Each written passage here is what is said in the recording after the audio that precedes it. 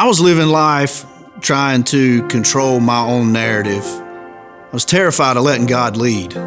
I grew up in a home where we didn't go to church. We didn't study the Bible, alcoholism, drug use, promiscuity, all the like. I lived my life on the basis of what I wanted for a very long time. Being brought up in a Christian home that was as far from God as you could imagine. I never even picked up a Bible before. I was in a dark pit of shame and guilt, and I had sinned against God and the ones that I love.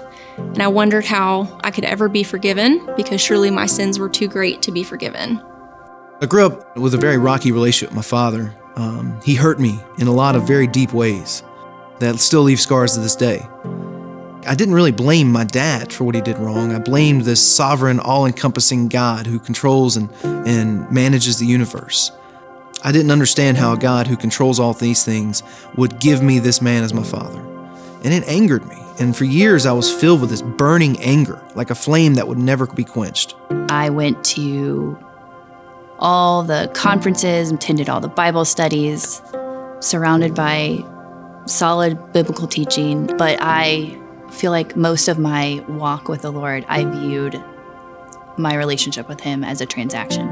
I thought my whole life that I had to earn God's love. That caused me to be very critical and judgmental of not only myself, but of everyone around me, because I thought that that's how God looked at me.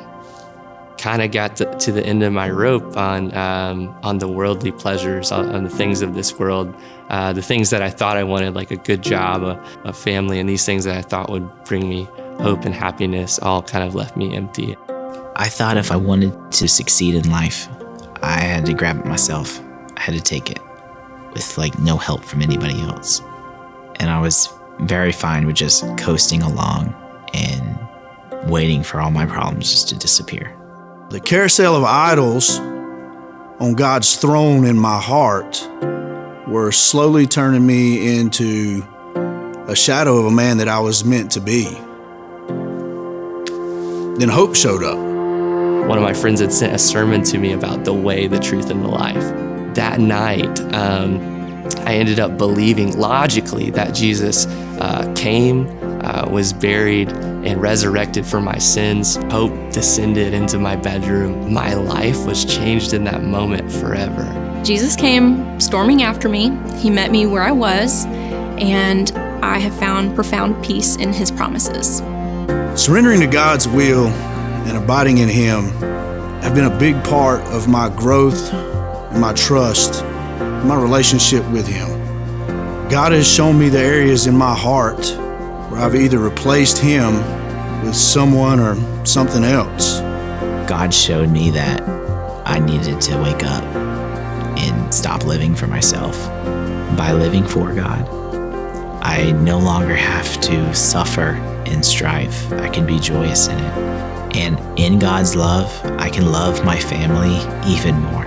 I got news that my father was passing away, and as I rounded the corner into his hospital room, immediately as my eyes locked with his, the Lord wrecked me with grace. I realized that I could forgive my dad and walk in the joy of forgiveness. And God turned my anger towards him into joy for him. There is nothing that I could do to earn His love, that it's not a transaction. I'm never going to be perfect on this side of eternity. He's growing and changing me as I abide and walk with Him, but He wants the relationship. And that has given me a lot of freedom that I've honestly never experienced in my 30-something years as a believer. God not only saved me 4 years ago, but also is continuing to restore and redeem me through His Word and through His Spirit. Between my common struggles and my desire to control, I'd lost sight of what my testimony really is. It's not me, it's Him.